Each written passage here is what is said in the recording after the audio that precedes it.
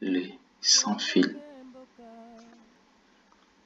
Les sans-fil, ça a toujours passé par les ondes électromagnétiques. Tout d'abord, on a les ondes radio. C'est entre 9 kHz et 300 GHz. Ces ondes radio, elles sont réglementées et les réglementations vont dépendre de la région du monde. On a des réglementations internationales, on a des réglementations continentales, on a des réglementations nationales. Donc, il y a certaines fréquences qu'on peut utiliser, d'autres sont réservées aux militaires, d'autres sont réservées à certaines lignes d'urgence, etc. Donc, vous ne pouvez pas tout utiliser. Déjà, cette réglementation fait que pour les communications réseau, on va être limité à un espace de l'IHR. L'IHR, c'est l'ultra haute fréquence. C'est un sous-ensemble des ondes radio qui ont une fréquence entre 300 MHz et 3 GHz. Donc, c'est les plafonds les plus hauts des ondes radio.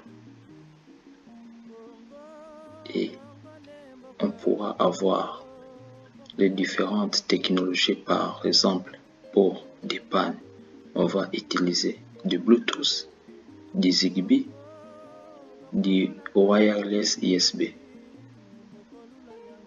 On a pour des LAN, on va utiliser du Wi-Fi, du Hyperlan 1D qui n'est plus trop utilisé aujourd'hui.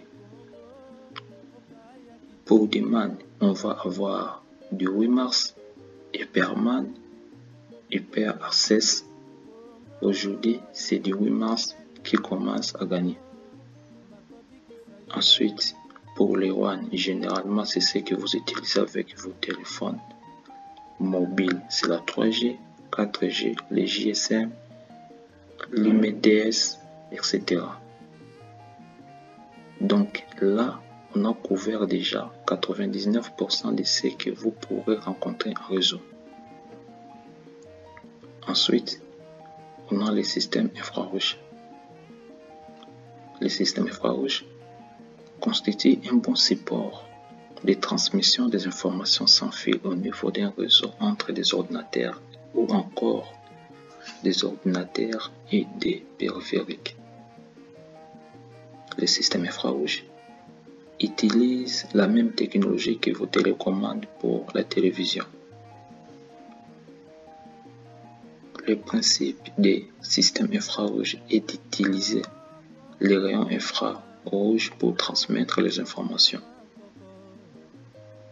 Dans un réseau local, la mise en place de ces systèmes infrarouges va vous permettre d'une part de transmettre vos informations avec une bande passante d'au moins 4 mégabits par seconde et deuxièmement de ne plus avoir de câbles.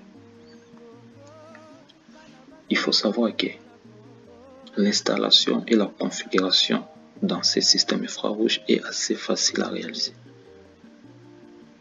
Lorsque les ordinateurs et les périphériques sont organisés au niveau d'un réseau local, ils peuvent envoyer des signaux infrarouges à un récepteur. Il peut être fixé en haut d'un mur ou éventuellement au plafond.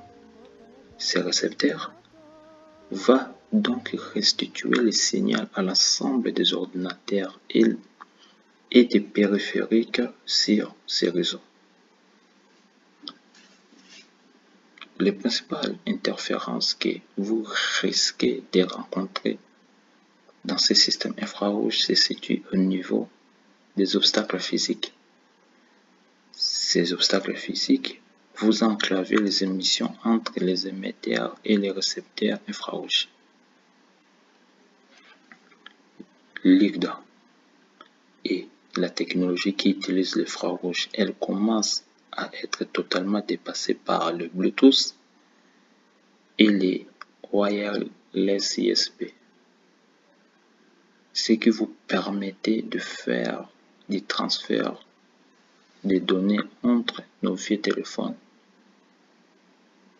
Donc aujourd'hui, c'est beaucoup remplacé par les technologies à ondes radio et surtout du Bluetooth.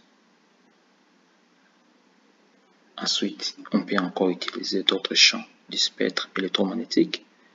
On peut par exemple utiliser les champs lumineux visibles, donc de couleur rouge, bleu, violette, etc. C'est totalement anecdotique. Si vous voulez vous renseigner un petit peu là-dessus, vous pourrez aller voir le LiFi. Le LiFi, c'est une technologie proche du Wi-Fi, mais qui, au lieu de passer par des ondes radio, passe par les champs lumineux visibles.